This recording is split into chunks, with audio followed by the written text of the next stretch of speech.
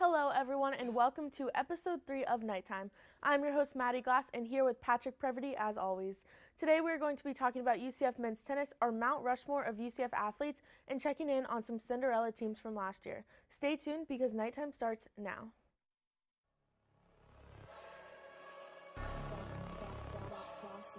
Things gon' change when I really hit the field.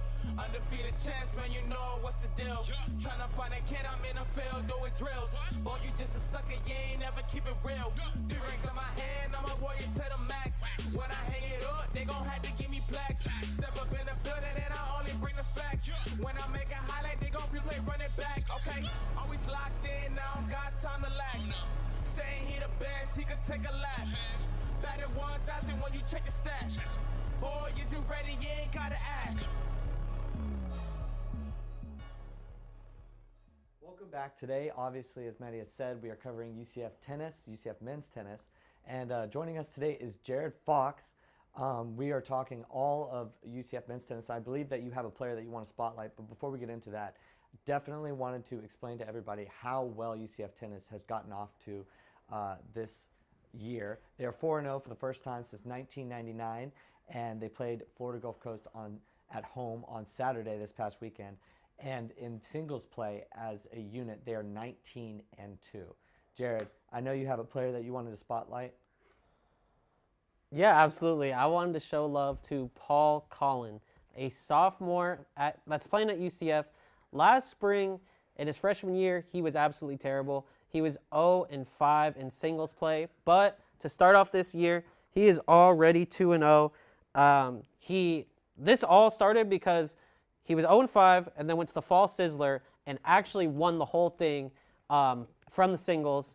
And ever since then, he's been red hot. I mean, this guy's undefeated. He does have one loss in doubles, but besides that, I mean, this guy is an absolute monster on the court. Yeah, and I'm also going to highlight another sophomore tennis player. It is Maddie Benchkroon.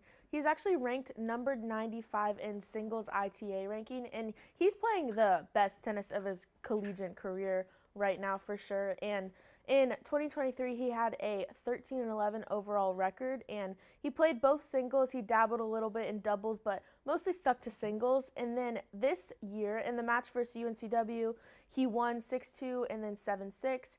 He won again against Coastal Carolina and then again against Georgia Southern. So I'm excited to see how he progresses as the season goes on, and we'll see if he, pairs up with somebody in doubles play. But Patrick, you obviously have had a player who has been on fire as well to start the season. Tell me about your player. Yeah, I think the entire theme of this segment has been players improving off of last year. Last year, Leighton Croget was just kind of another guy on the team. He had transferred in from VCU and wasn't exactly as spectacular as he's been this year. He's only dropped one single set all year so far, and that's pretty amazing. He has 3 mirrored sets, and him and Santiago Giammichelle, who was my nightlight a couple weeks ago, are ranked 20th in doubles, and they've been really good as well, definitely helping UCF be able to take home their 4-0 record as of right now. And for last year, he was 8-11 in singles and 11-7 in doubles. This was in the spring of last year, and he is far surpassing that number. He's definitely one of the best transfers, I would say, that we've gotten in UCF tennis in recent memory, and I think that that's something that's really impressive. He's had 11 doubles wins in his career, and he was recently named the Big 12 Player of the Week. That was, I believe, his first honor to that level since he won it at VCU in their conference a couple years back. So he is fast improving and is one of the better players on our UCF team. Now, I know that you have a nightlight for us, Maddie. Yeah, my nightlight is a UCF basketball player who is the second leading scorer on the team. She surpassed 1,000 career points earlier this season. Stay tuned for when we come back.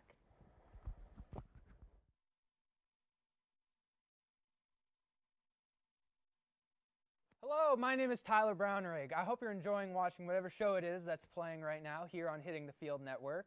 And if you're interested in more of our shows or want to know more about the one you're currently watching, don't worry, I'm here to tell you. Our week starts off on Mondays with HTF Bets, hosted by the Betts Boys, Andrew Montana, Ezra Hines, and Giovanni St. Cyrin. You can catch that show live Mondays at noon for all things betting in sports. I highly recommend it. And then you can follow it off on Tuesday with The Combine, hosted by the illustrious Ty Patton. If you're in for a more laid-back, kind of podcast-style show, a lot more casual, that is definitely the show for you. Maybe you'll catch some Ty Squared action with me on there. Wednesdays every week, you'll be able to catch the vlog, learn about what's going on behind the scenes here in the studio at Hitting the Field.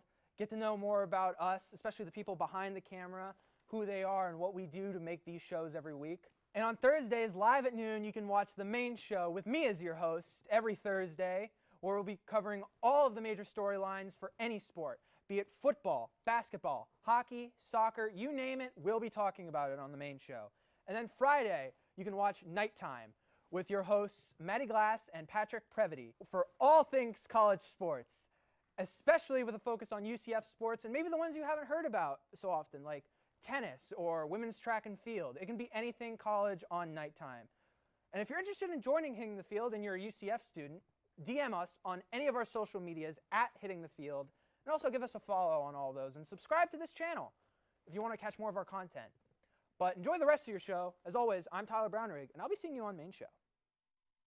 It is senior guard Maya Burns. She had 17 points and 8 rebounds against TCU in the night's most recent game. For the season, she's averaging 9.9 points, 4.3 rebounds, and 1.1 steals per game. Now, moving on to segment 2, which we're very excited about, we're going to be doing a little Mount Rushmore of UCF athletes. So we each picked 4 players, athletes, and we did our research. So we're going to go through and just say our athletes, all 4 of them first, and then we'll go through and dissect it a little bit. So starting with Nick Cohen. Nick, tell me your 4 athletes. So to start, I have Mackenzie Millen, and then McKenna Melville, and then Shaquem Griffin, and Kevin Smith. All right. Emily, you got yours? Yeah, I have Michael Gritadoria, Tyra Harper, Eric Almirola, and Michelle Akers. All right. And then I'm going to go Dante Culpepper, Michelle Akers, Jermaine Taylor, and Justin Pope. And I have Dante Culpepper, Kevin Smith, Taco Fall, and Winston DeBose. All right. Patrick, you want to get us started with? Okay. I think I might need to go into immediate defense mode right now for my Mount Rushmore. I do have Taco Fall on it. I kind of want to open a dialogue per se. Okay. I don't think he's just a memeable player. I think as far as UCF basketball goes, I know we've had higher draft picks and better players in the NBA. But I feel like Taco Fall, like on the Mount Rushmore, is fitting just because when you think UCF basketball, you think of Taco Fall. He took us at least to the round of 32. I think that that's something to be proud of. No? Emily, Emily? when you think of UCF basketball, do you think of Taco Fall? No, Who do you think of? Taylor Hendricks. Oh, Okay. we didn't even make the tournament. We didn't even make the tournament. He brings up some good points. Okay, so do you have anything else on Taco Fall? Anything Well, he that dueled. can change our minds? He dueled with Zion Williamson. He I did. believe he's got some He all-time stats as far as UCF is concerned. He's our blocks leader. He's our career field goal percentage leader at 74%. He's 18th all-time in scoring. I know that's not great, but he's also 3rd all-time in rebounds.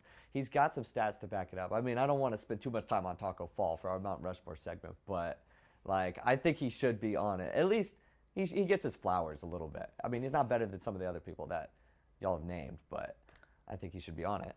Yeah, he gets a shout out, honorable mention. Nick, do you want to go next? How do you think about Taco Fall? Definitely an interesting pick. I think he did back it up pretty well. Thanks, He's Nick. not on my Mount Rushmore, but good pick. Do you want to go into your first pick? Yes. So, I want to talk about Shaquem Griffin a little bit. When you think of Shaquem Griffin, he only has one hand. Now, that makes everything more difficult, much less trying to tackle someone running at full speed, much less trying to catch a ball. I mean, he is just amazing. And Wait, can I stop you there, Nick? Yeah. I'm not going to throw a pity party for a guy with one arm. He did enough. He was a great player, but he's not going to end up on UCF's Mount Rushmore just because he was able to do everything with one arm. Like, he was a great player, but is he going to be on UCF's Mount Rushmore? For UCF football, there's so many great players. I can't just put him on the Mount Rushmore just because of that, but you can continue. But he was also the 2018 Peach Bowl MVP, the 2016 AAC Defensive Player of the Year. Like, he's a great defensive player. Like, I understand your point, but I don't think it's that good of a point. One of the Well, best. I'm not arguing defensive that he players wasn't a in great player UCF for UCF. history. I just can't put him on there just because of the very first reason that you mentioned, and that he had one arm. Well, That's all it's he- like the most notable thing about him. One and hand, one hand. He still plays amazingly. All right, Emily, go give us your first pick. My first pick is Michael Gradoria. He played football for UCF from 1991 to 1994. After his time here, he did go into the NFL with the St. Louis Rams and the Arizona Cardinals, and he won the Super Bowl in 2000 with the Rams, actually, sorry. He now coaches high school football, and my brother happens to be on his team. So that's kind of where that came from. I just think he's a really cool dude. We call him Coach Gru, which I think is really funny.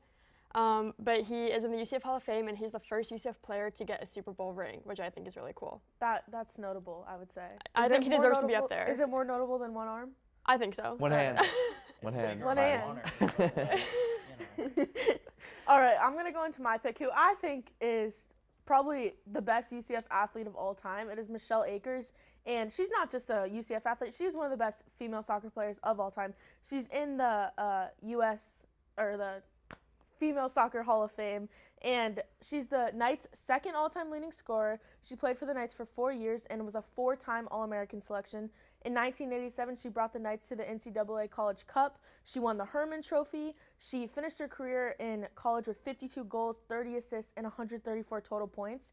And she actually played in the Women's World Cups and was the first ever goal that was scored in the Women's World Cup was her by the U.S. national team. So I think she is just Hall of Fame career, Hall of Fame college career, and honestly, like I don't even know if any other UCF player comes close in what they've done, like post UCF.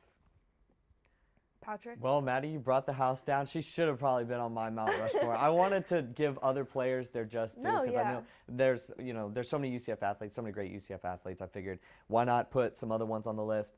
I also have Dante Culpepper and Kevin Smith. I believe, Nick, you have Kevin Smith on your list, correct? I have Dante Culpepper. Okay, yeah.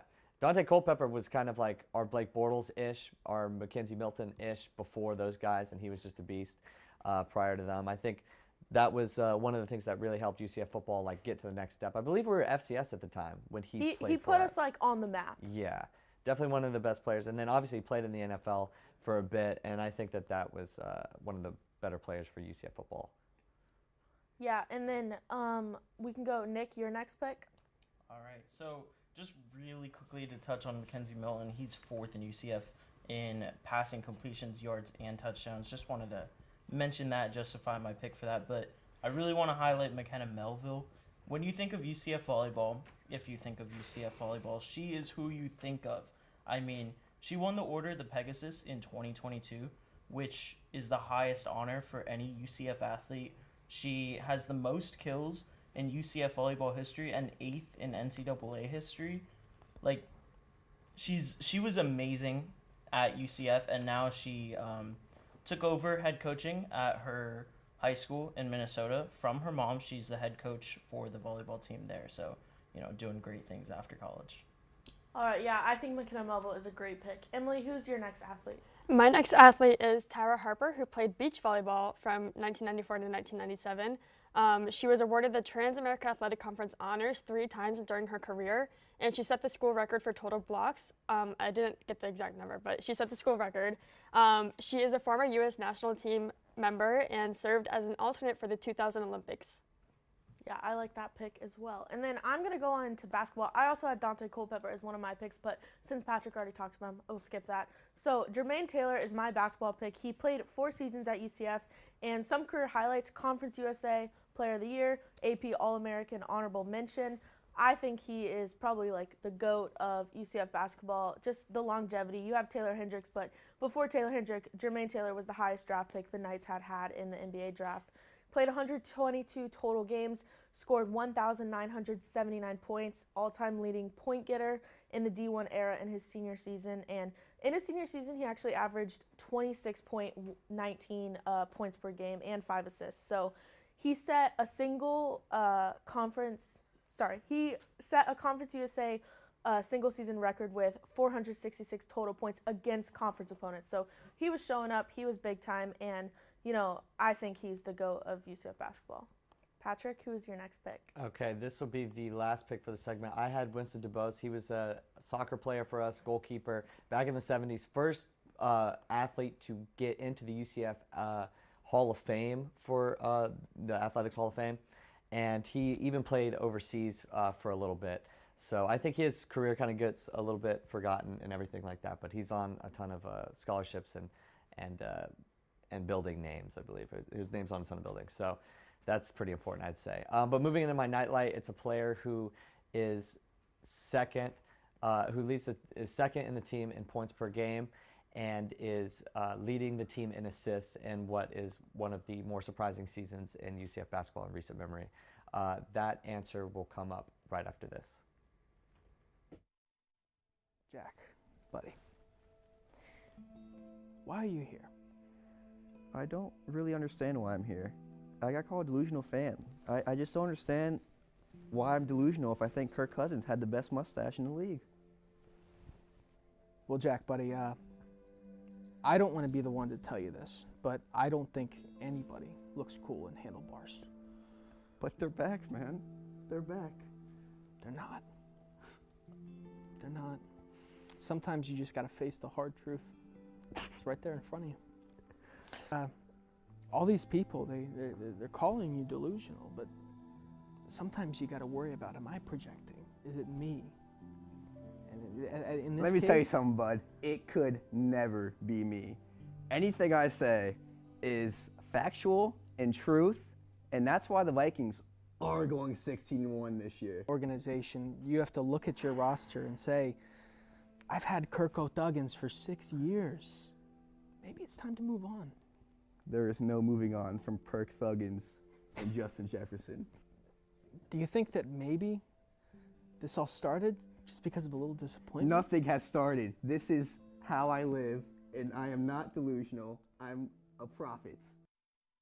Was Darius Johnson. He's kind of been the right-hand man to Jalen Sellers this season, and he's been one of the better and more consistent players on the UCF men's basketball team, especially with through our big wins over Kansas and recently Texas in Big 12 play. But joining us is Jeremy and Andrew. Guys, we're going over Cinderellas from last year, FAU and Princeton, and potential Cinderellas in men's college basketball this year. Andrew, I know that you have an initial pick. You want to let us know who it is? Yeah, so I'm going to be running with the McNeese State Cowboys. They're currently sitting with a 17-2 record with 6-0 record within their conference. Now, before you get all impressed about that record, for context, their conference is the Southland Conference, which according to TeamRankings.com is the 29th best conference in all of NCAA out of a 33 total. So as Patrick said, this is a Cinderella segment. So if they do make the tournament, I believe it's going to be because they just decimate the Southland. But anything other than that, I don't know if they have a chance to squeak in. Maybe they can upset a number 1 seed if they're really just off their game. But yeah, I think if they do have any chance of making the tournament, it's going to be because of them just taking everybody by storm in the Southland. Well, they just recently got a new coach coming in from LSU. He's been dominating the transfer portal. He served a 10-game suspension this year, actually, for his violations in recruiting and stuff like that at LSU. So he's at least doing a really good job at McNeese State. Jeremy, who's your team? So for my team, I picked Grand Canyon. If you look at them, they have a good notable win over San Diego State. And I mean, if you look at their basketball roster, Tyan Grant Foster, he's absolutely destroying the competition. He's doing amazing, averaging over 20 points a game. I mean, all the other people like Gabe McLaughlin and then Ray Harrison, both good second and third options. They have a really solid core, and I would like to see how they progress within the upcoming weeks and eventually in March Madness. Yeah, and then my pick is going to be the Indiana State Sycamores, who I did a little research on this team, watched some highlights, and I actually think they're going to make it far in March. They're 17-3 on the season. They're in the Missouri Valley Conference, so like Andrew said, not a great conference, but despite that, they are a top 50 KenPom team, top 20. They're 22nd in adjusted offense in KenPom, and something you don't see in college basketball a lot, their spacing is amazing. They lead the country in effective field goal percentage at 61.4. Third in the country in three-point percentage, 41.4. 4th in the country in 2-point percentage at 60.7. And I just think this is a team that, can get hot for 40 minutes and upset a higher seed because they're just hard to guard. They're led by a pair of transfers in Isaiah Swope, who's averaging 18.4 points, and Ryan Conwell, who's averaging 15.8 points. And they have a stretch big, Robbie Avila, who's averaging 15.3 points and 10 rebounds. So I'm excited to see if they can make the tournament, and once they're in there, how far they can go.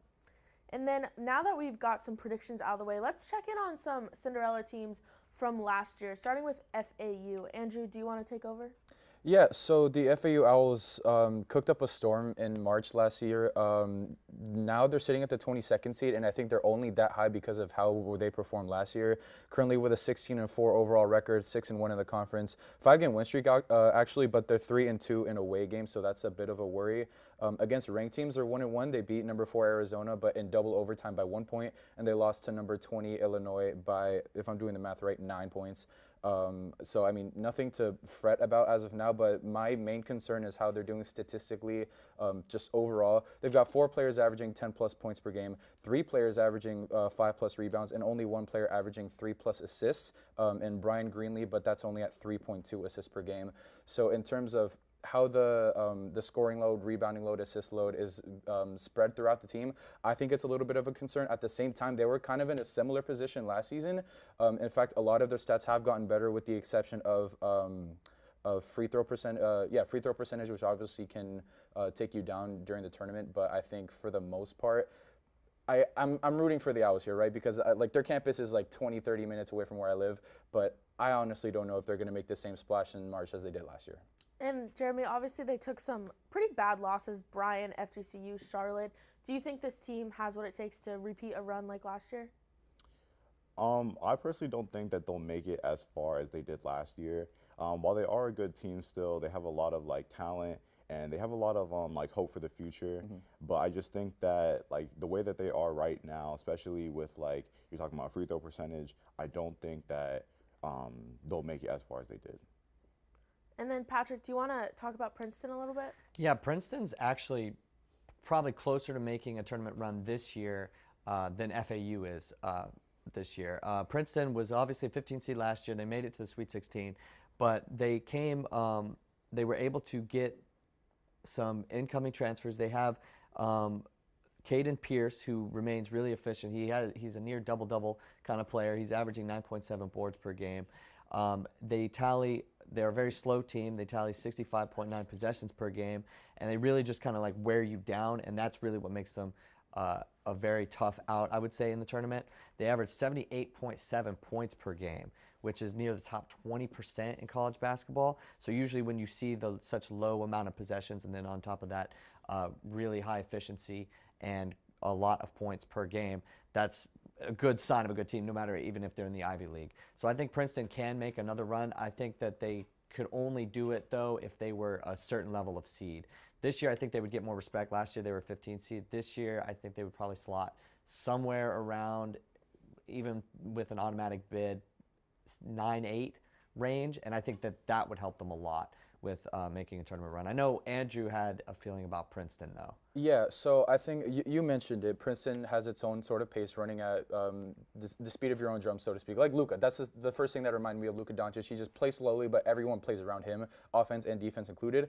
But that's something that you only have the luxury of in a league like the Ivy League, where there's not much competition. I was looking at the schedule, and it's just weird for me to see Harvard there. I don't know. That's just me. Why are you disrespecting Harvard? I'm not. It's just I'm not running across teams like that. I'm saying Kansas, Texas, stuff like that. Obviously Big 12, but whatever.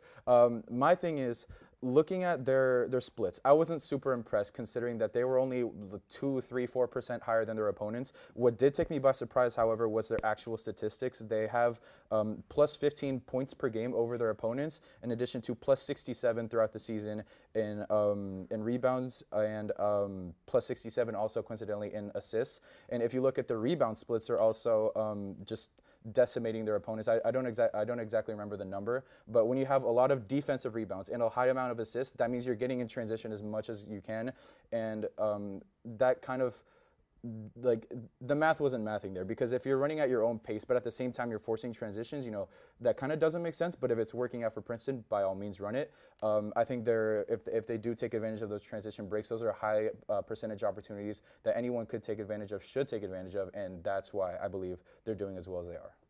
Jeremy, do you have any thoughts on Princeton before we move into primetime picks? Honestly, I think Princeton's a pretty good team. They have a really solid core. Like, if you look at Xavier Lee, he's absolutely dominating right now. They have really notable, I personally think that Harvard is a notable win. Dartmouth and Columbia, not as much, but still, I think that they have potential to go, they have to make a good run in March Madness.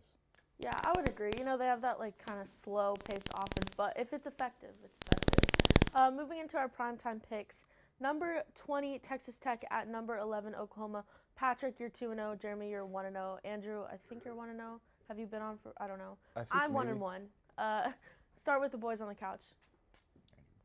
I'm just going to run with Oklahoma. I did just a brief overview of stats, and Oklahoma just kind of blows a lot of people out of the water. They're a higher seed, obviously. I'm just going to run with what I see first, Oklahoma. Jeremy?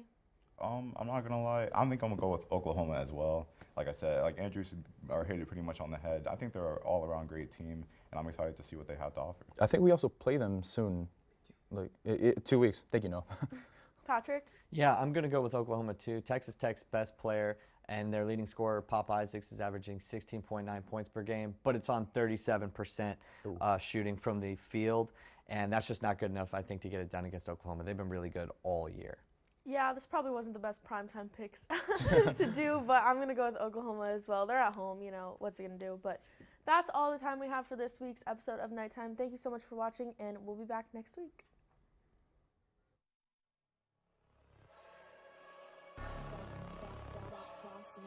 Things gon' change when I really hit the field. Undefeated chance, man, you know what's the deal. Tryna find a kid, I'm in the field doing drills. Boy, you just a sucker, you ain't never keep it real. 3 rings in my hand, I'm a warrior to the max. When I hang it up, they gon' have to give me plaques. Step up in the building and I only bring the facts. When I make it high.